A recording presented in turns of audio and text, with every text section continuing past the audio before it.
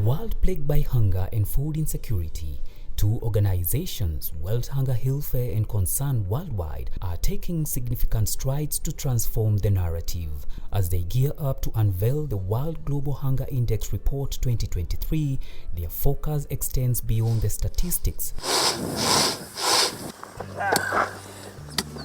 This documentary explores the collaborative efforts of both organizations in encouraging the Kenyan youth to embrace agriculture as a pathway to a sustainable future and combat global hunger.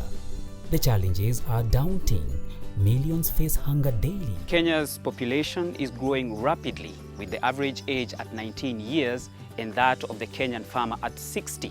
Which raises doubt whether the country is food secure. It is therefore critical for today's youth to be engaged and empowered to embrace agriculture and nutrition. This starts by addressing the perception that agriculture is associated with academic failure and retirees. Yes, personally I'm an optimist, so I always try to think positive in the future. And of course there are many aspects to be worried about. Climate change, climate resilience, the droughts, the floods that are in the region. It seems the hunger levels are stalling, the malnutrition rates are even rising. Nevertheless, I would say in the last couple of decades, the world has recognized that we are living on this planet together and we need to have a joint effort to overcome the challenges that we have in Kenya, in Uganda, in East Africa, also in the remaining rest of the world. In some countries we have plenty of resources, and in others people are going hungry to bed or even dying from hunger. You know, one of the things that comes to mind when people think about hunger, they think about shortage of food or the lack of it. You could have food in your house but still have hunger issues, and especially if most of the food that you have access to is starch-based, but is not complemented by other healthy foods, vegetables, fruits, etc. When we implemented the Lishe Power project, it was in recognition of those unique aspects that you can be in an urban setting and be hungry. And people are like, how is that?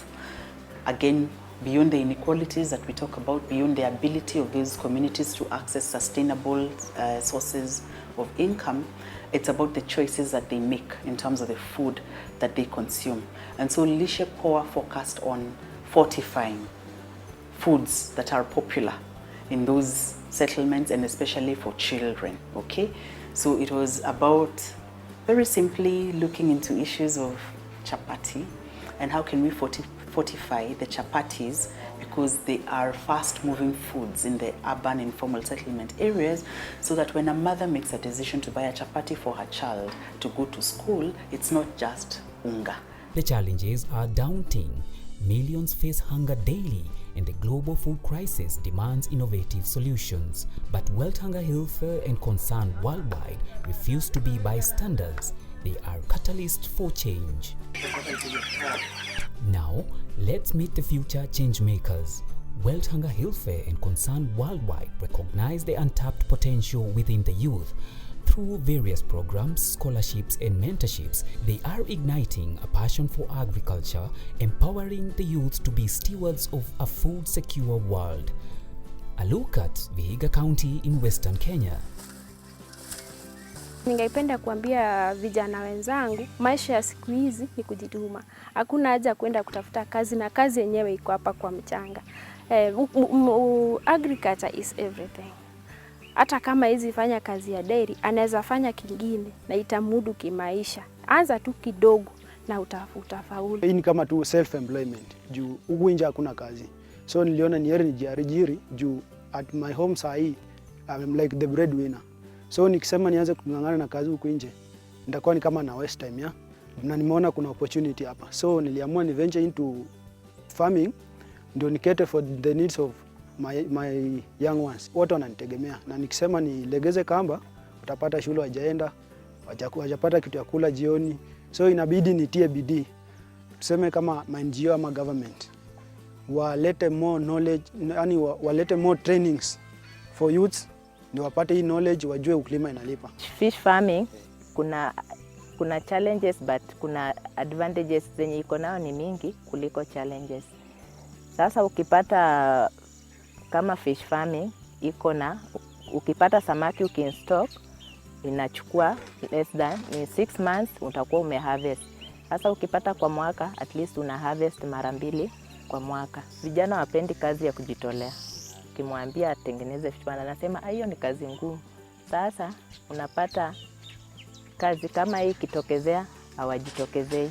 The youth, they tend to go so much to poultry than any other thing. Because they think that poultry farming is a bit not tedious. You don't get all that dirty like so. At a few, they go for vegetables. I was actually doing nothing, but after the training, which was held by Bukura Agriculture College, which was sponsored by WHH, I started to do tissue culture bananas. So it is this training which motivated me to become a full-time agripreneur.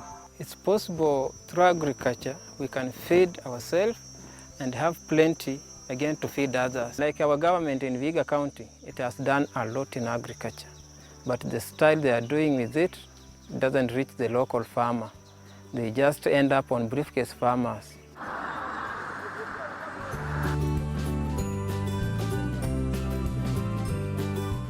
I launched Vihiga County Youth Board, and the aim, and that board consists of youth. We have a Youth Act. Within the Youth Act, we have an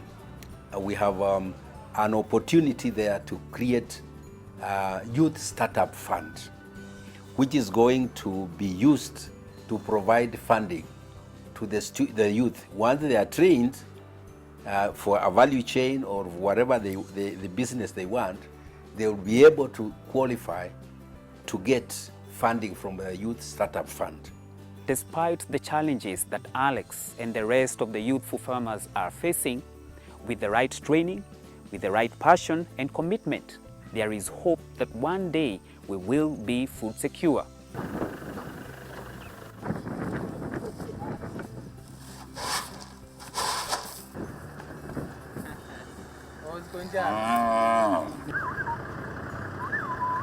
From the Western Highlands and into the northern frontier, this is Marsabit County, one of the counties that suffers the most when drought strikes.